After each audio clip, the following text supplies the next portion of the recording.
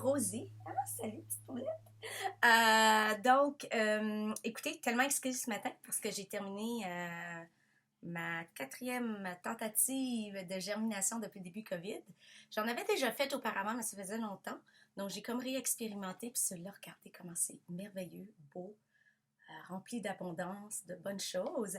Alors, j'ai découvert finalement quelle est la recette, si on veut, qui fonctionne pour moi et probablement pour vous tous au Québec. Vous savez, je prends des cours de cuisine et je suis grandement le chef Charles X. Michel qu'on a découvert sous Chef's Table sur Netflix. Je fais partie de sa communauté de Patreon qu'on appelle. Et on parlait dernièrement au niveau de faire pousser les légumes, l'influence des zones, des différentes régions le monde. Et je crois que oui, même au niveau de ce qu'on pousse à l'intérieur, la pression atmosphérique, l'humidité, le taux de luminosité selon les périodes de l'année, peut vraiment affecter le tout. En début de COVID, je vous avais écrit dans mon e-magazine des façons de se créer des pots de germination. Hein? On ne pouvait pas sortir. Donc, une des choses faciles à faire, c'était de faire des trous dans un couvercle. On pouvait prendre un pot, par exemple, de beurre d'arachide, faire des trous dans le couvercle. Mais je vais vous avouer que l'eau ne sortait pas, ne s'évacuait pas aussi facilement. Alors, voilà le truc que j'ai trouvé tout simplement, ce qui fonctionne vraiment, vraiment, vraiment bien pour moi. Premièrement, je prends un pot recyclé en vitre. Et ce coton qui est rendu sale, ça fait 3 jours que j'utilise, c'est du coton à fromage, tout simplement. Donc, du coton à fromage, vous achetez ça surtout dans les magasins naturels que je le trouve, mais je suis sûre qu'il y a d'autres magasins. Ça vient comme dans un gros morceau ici. Souvent, c'est dans une enveloppe en carton. Puis moi, je me suis fait tout simplement des petits carrés que j'ai découpés. Et vous déposez tout simplement ça sur le top et vous allez l'entrelacer ici, comme vous pouvez voir, d'un élastique tout simplement. Donc, vraiment le processus incroyable qui a fonctionné. Vous allez laisser dans le fond, vous mettez environ, je vous dirais, un demi-pouce, peut-être 1 pouce de germination et vous allez le laisser tremper dans de l'eau. Il y a des gens qui vont dire, mettez juste une cuillerée à soupe, 2 cuillerées à soupe. Moi, j'ai réalisé que quand je remplis, donc vous voyez à peu près ce pot-là comparé à ma paume de main. Donc, c'est un pot d'olive Pilaros, là, je pense. Moi, vraiment, je mets à peu près, là, je vous dirais, 3/4 à 1 pouce vraiment de germination. Et vous la couvrez d'eau et vous laissez tremper pendant 8 heures. Donc, si vous ne voulez pas calculer absolument, une façon facile de le faire, c'est soit vous le faites le matin et en revenant du travail en après-midi, vous allez les goûter ou vous le partez le soir avant de vous coucher. Puis le lendemain matin, en vous réveillant, vous en prenez soin. Deuxième étape, tout simplement, on va vider 2 fois. On va rincer 2 fois. Donc, premièrement, on va vider l'eau dans laquelle ça a trempé.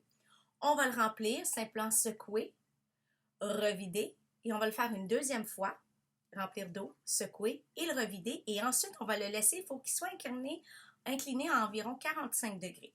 Maintenant, moi, ce que j'utilise encore, parce que j'ai un manque d'espace, c'est tout simplement un pot recyclé. Ici, c'est de plastique. J'essaie d'utiliser le moins possible de plastique, mais des fois, on n'a pas le choix. Donc, vous le laissez comme ça, tout simplement, sur votre comptoir et ça va s'égoutter. Et bon, le processus de germination va commencer. Sinon, il y a aussi, vous savez, les racks de bois en vaisselle. Moi, pendant longtemps, dans mon ancien condo, c'est ce que je faisais. J'en partais 2, 3 en même temps.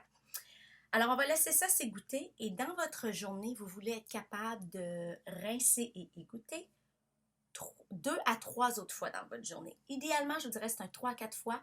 Cependant, je comprends qu'il y en a qui travaillent vraiment de 9 à 5, qui sont partis complètement toute la journée. Fait que je vous dirais, en rentrant du travail, vous l'écoutez, puis vous le refaites une autre fois le soir. Vous allez faire ça 3 jours. Et rendu à la 3e jour, moi je suis rendue dans le fond journée 4. J'ai les fait 3 jours, là je suis rendue à la journée 4. C'est terminé, je ne rince pas le matin et je vais les placer tout simplement tels quels dans un contenant. Si jamais il y a un peu trop d'humidité, comme moi je réalise qu'ils sont eux sont corrects. Il y a un petit taux d'humidité de rien qu'on voit sur les graines, ça va. Mais il y a une fois où je trouvais qu'il restait encore un petit affaire trop d'eau. Il n'y avait pas beaucoup d'eau, mais quelques gouttelettes dans le fond.